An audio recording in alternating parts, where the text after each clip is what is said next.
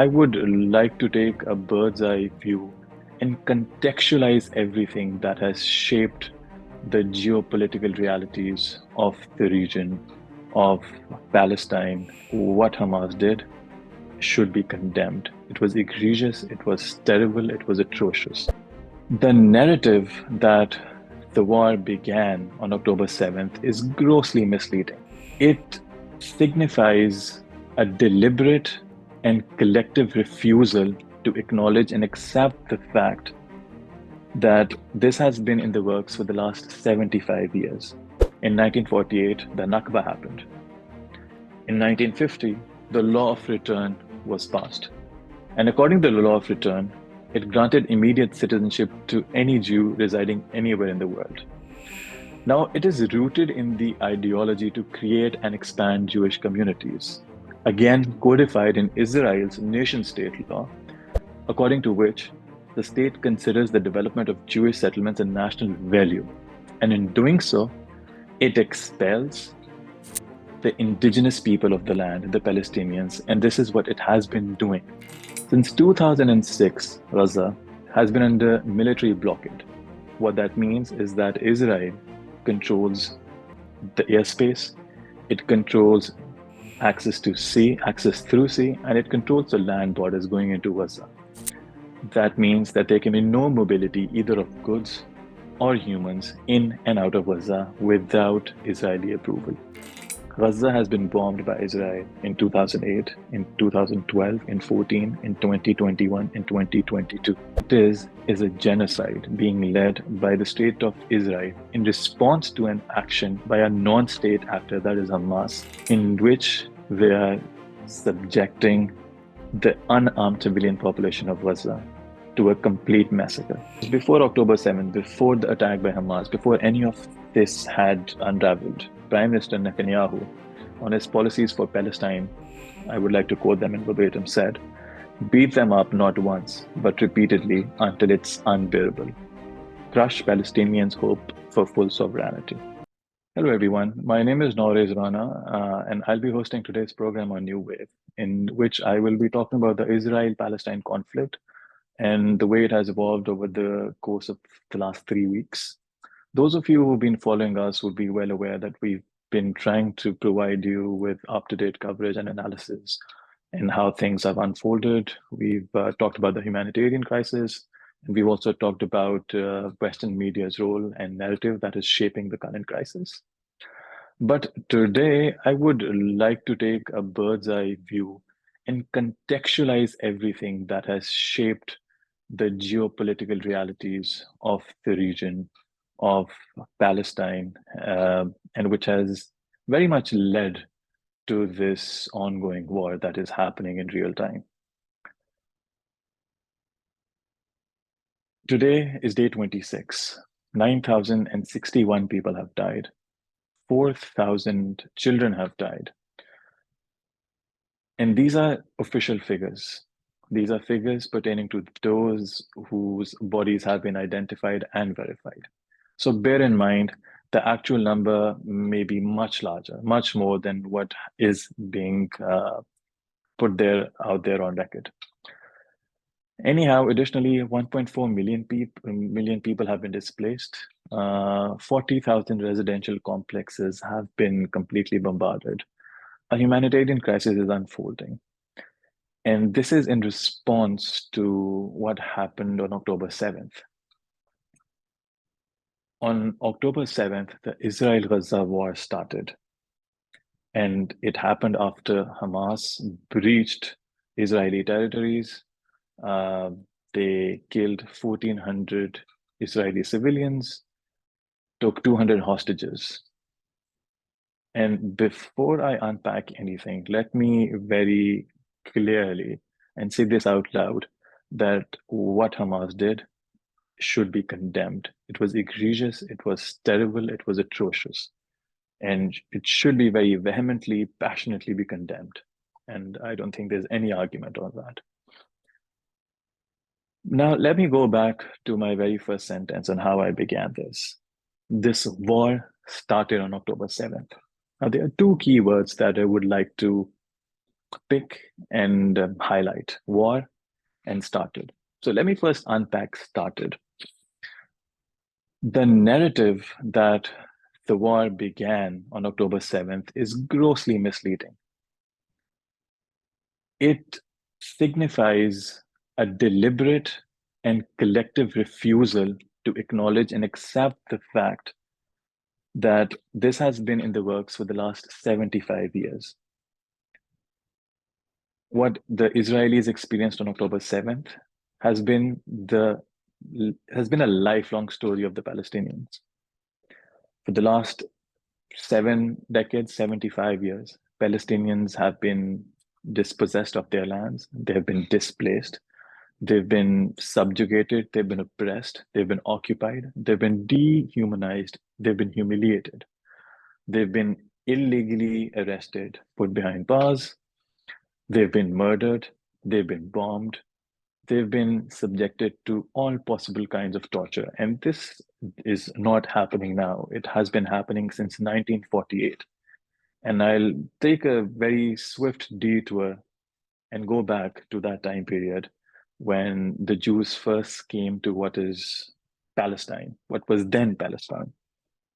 1948, they came, and a segment of the Jews, not all of them, let me reiterate, let me be very clear, a segment of the Jews, the militia, they engaged in ethnically cleansing 750,000 Palestinians. Millions of them were forcefully exiled. Thousands were killed, many more were injured, dispossessed of their lands, killed, brutalized. That Jewish militia back then, according to the same Western media, according to the New York Times, were categorized as terrorists. The same set, this brand of terrorist or Jewish militia, formed the state of Israel. In 1948, the Nakba happened. In 1950, the law of return was passed. And according to the law of return, it granted immediate citizenship to any Jew residing anywhere in the world.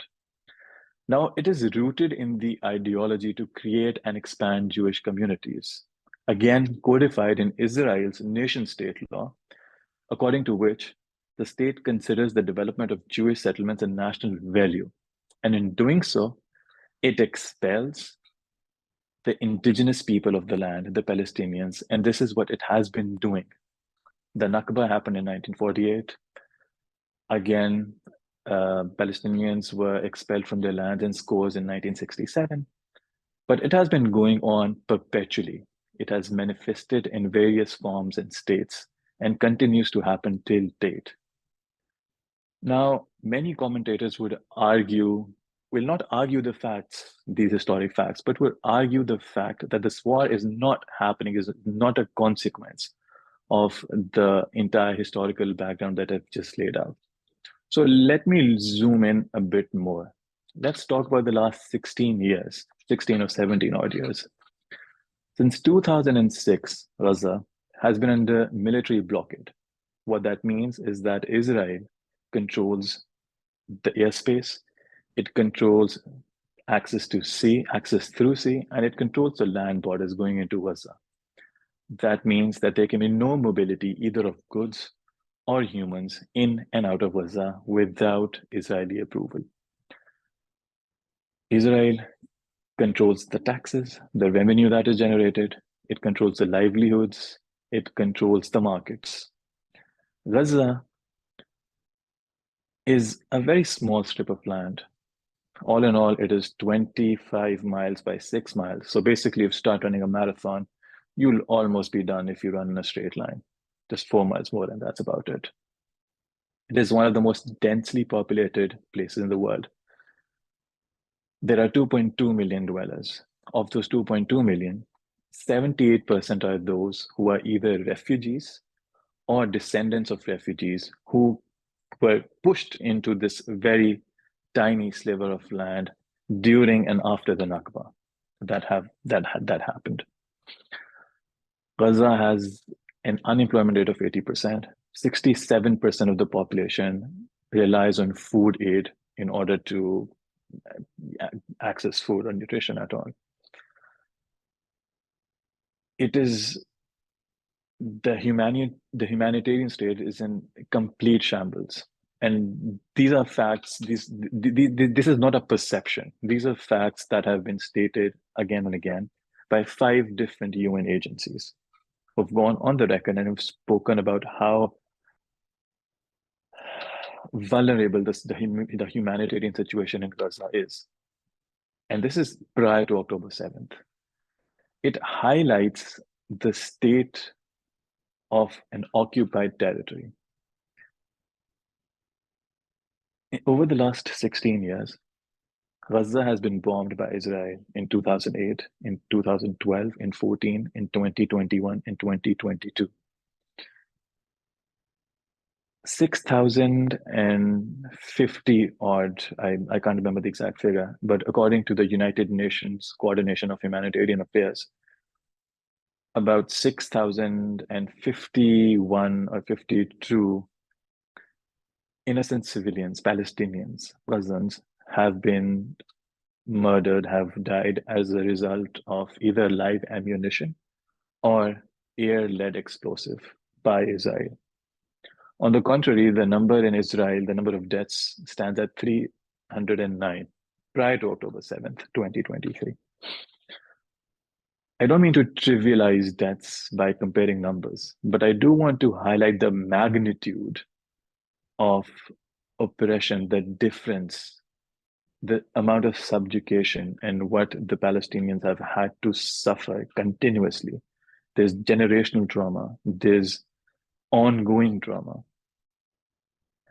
So in order to frame this ongoing conflict as a Israel-Gaza war is absolutely not just misleading, it is shamelessly and deliberately contrary to any possibility of truth. What actually it is a genocide being led by the state of Israel in response to an action by a non-state actor, that is Hamas, in which they are subjecting the unarmed civilian population of Gaza to a complete massacre. Now let's talk about what has evolved and what is happening since October 7th. Since October 7th, the language, first of all, the language that has been used to dehumanize Gazans is outrageous. And actually, even prior to October 7th, this highlights the fact, the genocidal mentality of the Israeli leadership. This was before October 7th, before the attack by Hamas, before any of this had unraveled. Prime Minister Netanyahu, on his policies for Palestine, I would like to quote them in verbatim, said, "Beat them up not once, but repeatedly until it's unbearable. Crush Palestinians' hope for full sovereignty." Their former justice minister said, "They should go, as so should the physical homes in which they raise the snakes. Otherwise, more little snakes will be raised there." Their defense minister, after October 7th, compared them to human animals. Not even compared them, outrightly said that Palestinians are human animals. Other various factions of their military leadership directly quoted, saying that all the Palestinians are responsible. All the civilians are responsible because they voted or democratically elected Hamas, which is a terrorist organization, and carried out this atrocious act on October 7th. And by virtue, we will not discriminate between who and who is not being bombed. Now, this premise that war crime constitutes a war crime is actually in defiance of humanitarian law. No war crime can justify another war crime. So we accept the fact that what Hamas did should be condemned, was wrong. But the fact and the magnitude and scale at which Israel is responding is not a war of equals. There's a nuclear state who has all the possible funds, backing, diplomatic backing, financial backing, is raining havoc on unarmed population, unarmed civilian who have nowhere to go, who are being bombed on their escape routes, who are being targeted in hospitals, in schools, in churches, in mosques, in sanctuaries. Even refugee camps, the recent more bombing attack on the Jabalia camp, which is the biggest amongst all 8 refugee camps in Gaza, the oldest, and has been holding refugees, those who were expelled as a result of the Nakba. So they have been continuously over the 75 years been oppressed, and now they are being brutally murdered and bombed. There's been use of white phosphorus. 2 days into the war, Israel laid siege on Gaza's supply of electricity, supply of food, supply of water, supply of fuel. The hospitals have been rendered inoperable. Actually, 5 or 6 hospitals have been bombed or have been, as a result of the bombings nearby, are collapsing and can no longer function. The Al Ahli Hospital, the Al Quds, the Al Sufa, the Indonesian Hospital, and most recently, the Palestine Turkey Friendship Hospital, which was the only cancer hospital in Gaza, has been bombed. All of this makes it absolutely clear. It's as clear as day. The writings are on the wall that a genocide is happening in real time, live in front of us. And sadly, the Western media is not only hiding facts, it's meddling with the truth. The Western powers, including, the US president, the UK prime minister, the president of the European Union, all of them are working with the government of Israel like hand in glove, rendering them not only diplomatic support, but also financial military aid. Biden has requested an military aid package worth $105 billion. In all, this reinvigorates the West's colonial legacy, their colonial mindset. And it traces back to the 1917 Balfour Agreement, in which the Israelis were extended this colony as an extensive policy of the then existing colonial empire, the British Empire, globally very well known, historically known as the most racist and the most imperialist form of curse that was levied upon various nations and various states, various continents and countries all across the world. The situation is dire. The people are being completely annihilated, and the Western media continues to not talk about facts that which need to be highlighted, which makes it very imperative that folks like us, like the common man, plus continues to play its part, and that is becoming more and more visible given the amount of protests and marches that are happening all over the world, in the UK, in Europe, in the US, in other parts of the world, in eastern parts of the world. It highlights that the polarization of narrative, the right polarization of narrative is happening, countering the fabricated truths that are out there. And I hope enough pressure is built that an immediate ceasefire is implemented, as has been highlighted by the UN Secretary General, Antonio Guterres, other prominent leaders of humanitarian organization, Amnesty International, Save the Children, again, Save the Children, who've very recently identified and verified the fact that the number of children who've died as a result of Israel's onslaught is more than all the children who've died in armed conflicts globally over the course of the last 3 years. Now, these are staggering figures if you think about them. These are not numbers. These are actual living beings who had aspirations, who had families, who had dreams, who had their own struggles, and they've been ripped apart in order to fulfill the agendas of a settler colony who's been occupying the Palestinian people, tramping over their rights for the last 75 years.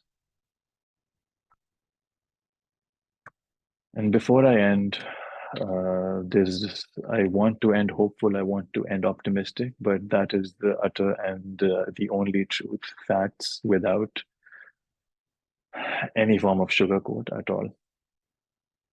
And to end them, I'll have to say that over the course of the last 9 to 10 minutes, I don't know how long this has gone for, but another child just died as a result of Israel's bombardment in Palestine. If that still leaves any questions unanswered as to who is responsible, who is the cause of this conflict, again, I wouldn't really not call it a conflict, but who is perpetuating and furthering this genocide, it's very obvious. And there's at this current time, it seems that there is no end.